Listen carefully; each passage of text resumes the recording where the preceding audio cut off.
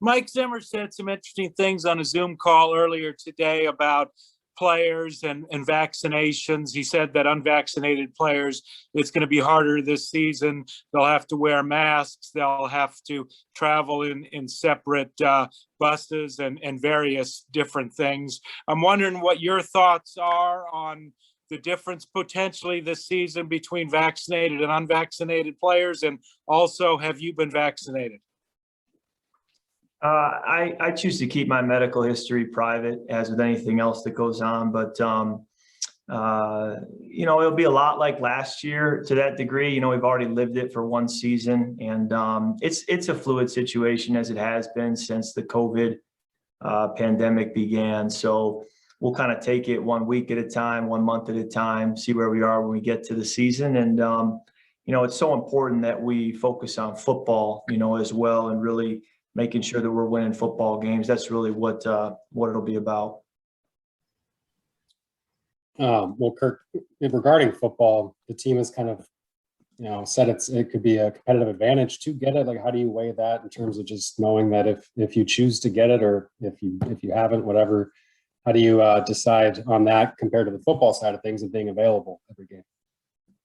Yeah, I think people just need to make their own decision and make the one that's best for them and for their families, and let each person make that decision. We'll do Ben and then John. Kirk, you mentioned playing against Kevin Williams at the beginning of your career, and I think you guys played them a couple of times those 2 years when he was there and you were in Washington.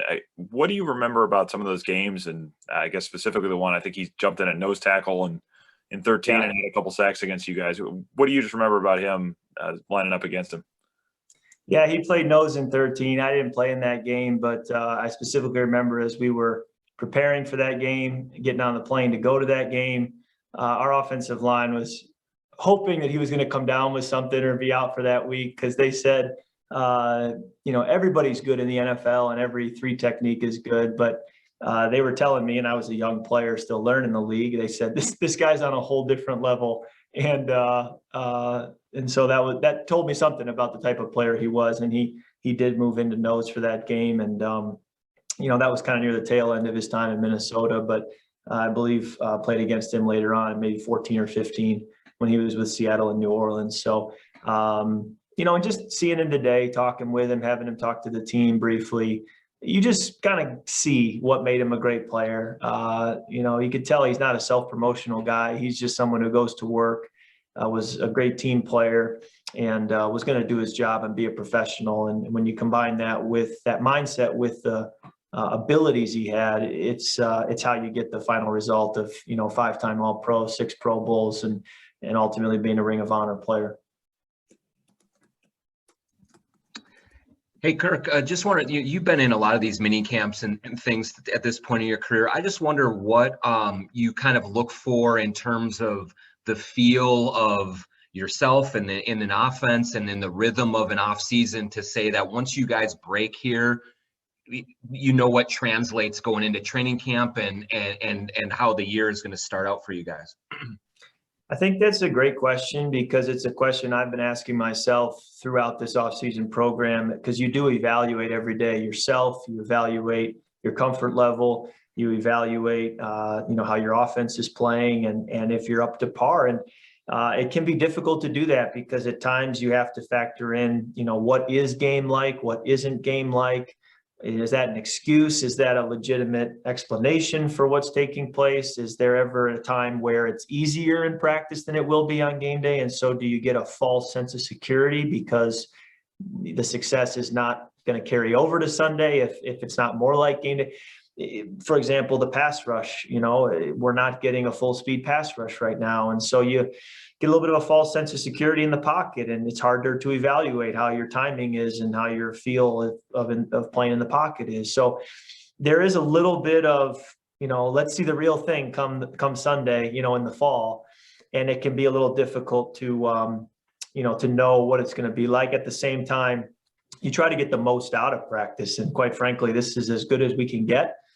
This is so much better than a walkthrough, so much better than a virtual meeting. So there is still a lot of value in what we're doing. And you just do the best you can and try to cover for what you feel you're not getting with some individual drills, maybe post-practice work. And then when you go home in the summer, try to really say, hey, based off of what happened this spring, how can I be better? What can I do on my own?